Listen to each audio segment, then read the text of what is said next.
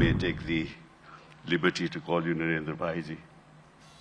Honorable Prime Minister of India, I may take the liberty to call you Narendra Bhaiji.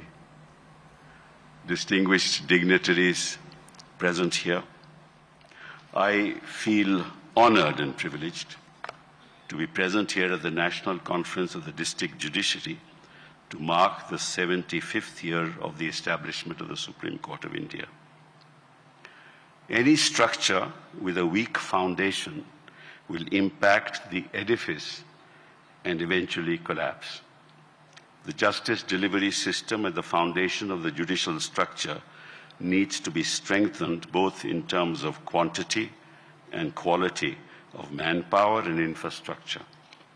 Our trial court and district and session courts need to be empowered to deliver justice without fear and favor, unless people at the bottom of the pyramid have the ability to withstand the pressure the superstructure of the polity will not be able to deliver. I don't want to call the judiciary at the level of the trial court and district and session judges to be subordinate, because the judge sitting there delivers justice, and the question of being considered as subordinate to any authority is a contradiction in terms. The judiciary at that level should be instilled with the confidence that their judicial pronouncements shall never be held against them, and that they represent the spinal cord of the justice delivery system. They should have the flexibility and the independence to render judgments in accordance with law without fear or favor. The effectiveness, fairness, and integrity of the courts impacts the perception of the public on the credibility of the entire judicial system. The fact that the trial court and district and session courts are loath to grant bail in matters of some significance itself is symptomatic of the malaise that has set in. In the course of my career, I have seldom witnessed the grant of bail at that level. This is not just my experience, but the Chief Justice of India has said often enough that court at the highest level is burdened with matters of bail, because at the level of trial courts and district and session courts, bail seems to be an exception. Of course, it goes without saying that the grant of bail depends on the facts and circumstances of each case, but the pronouncements of the court have in the recent past adhered to the principle that bail is the rule and jail an exception.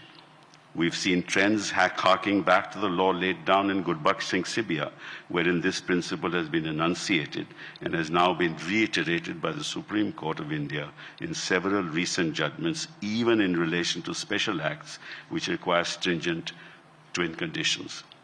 Liberty is the foundational substratum of a thriving democracy. Any attempt to throttle it impacts the quality of our democracy. Moving away from liberty, we need to address the problems being faced by trial courts and the district and sessions courts, which impede the quality of the justice delivery system. The judge population ratio in India is abysmally low, 21 judges to a million population, as compared to over 100, and in Europe over 200 judges to a million population. Therefore, the roster at the level of the trial and district and session courts is overburdened on a daily basis, which impacts not just the justice delivery system, but lives of millions who are waiting for justice to be delivered. They come to court day in and day out for their matters to be heard expeditiously and fairly. However, in the absence of quick disposals, they have to wait for years, which impacts them both economically and mentally.